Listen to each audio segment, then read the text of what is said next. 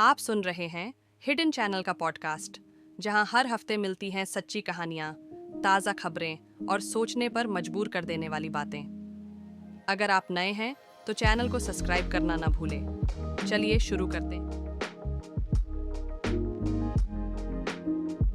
हमारे आसपास की दुनिया मतलब हवा, पानी, जंगल, जानवर, ये सब पर्यावरण है।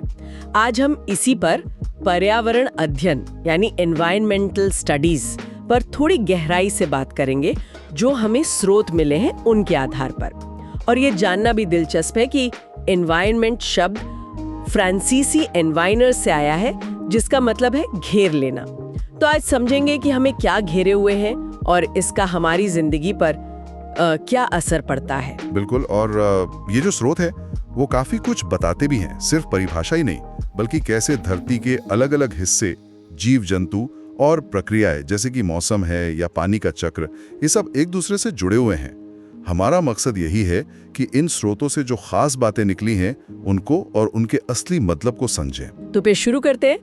पहली बात जो इन स्रोतों से उभर कर आती है वो है पारिस्थितिक तंत्र की समझ, इकोलॉजिकल सिस्टम्स जिसे कहते हैं।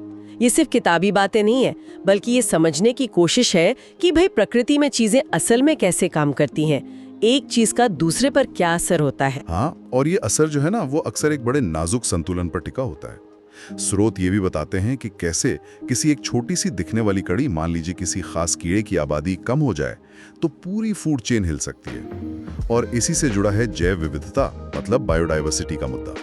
स्रोतों में कुछ आंकड़े भी दिए गए हैं कि कैसे कुछ खास इलाकों में, जैसे अमेज़न के जंगल या हमारे पश्चिमी घाट, वहां पौधों और जीवों की हजारों किस्में बस एक छोटे से दायरे में मिल जाती हैं। सच में ये तो कमाल की बात है। और ये विविधता बचाना क्यों जरूरी है, इस पर भी स्रोत काफी जोर दे रहे हैं। अच्छा, अब बात करते हैं संसाधनों की।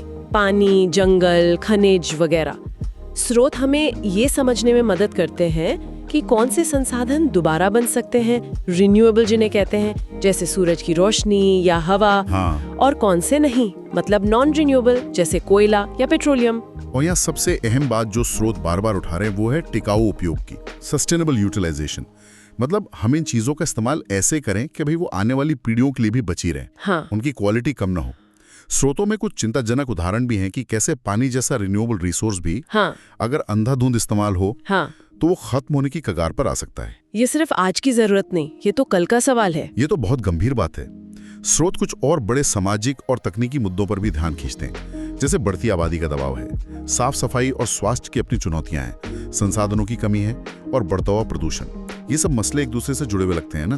बिल्कुल जुड़े हैं। और दिलचस्प बात यह है कि स्रोत सिर्फ समस्याएं नहीं गिना रहे, वो समाधान की तरफ भी इशारा करते हैं। ये बताते हैं कि कैसे विज्ञान और तकनीक और यहाँ तक कि कला भी इन चुनौतियों से निपटने में मददगार हो सकती है। जैसे पानी साफ करने की नई टेक्नोलॉजी हो गई, या फिर समुदायों को जागरूक करने के लिए शायद कला का इस्तेमाल। ये वाकई एक नया पहलू है सोचने लायक। अच्छा, एक और जरूरी हिस्सा है आपदा प्रबंधन का, डिजास्टर मैनेजमेंट। स्रोत बताते हैं कि कैसे बाढ़, भूकंप या सूखा, इस तरह की आपदाएं आती हैं, चाहे वो कुदरती हो या फिर इंसानी गलतियों से बढ़ गई हो। हाँ। और साथ ही स्रोत अलग अलग तरह के प्रदूषण पर भी रोशनी डालते हैं, हवा, पानी, मिट्टी का प्रदूषण, और उनके खतरनाक असर क्या हैं। जरूरी बात यह है कि स्रोत इन प्रभावों को कम करने के तरीकों पर भी बात करते हैं, और भविष्य में ऐसी चुनौतियों का हम बेहतर तरीके से सामना कैसे करें, इस पर भी।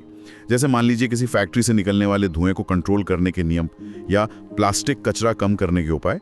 मकसद यही है कि नुकसान कम हो और हम हालात के हिसाब से ढलने की क्षमता बढ़ाएं, रेजिलियंस जिसे कहते हैं। तो मतलब ये सिर्फ जानकारी इकट्ठा करना नहीं है, इसका सीधा सीधा व्यवहारिक इस्तेमाल भी है, प्रैक्टिकल एप्लीकेशन।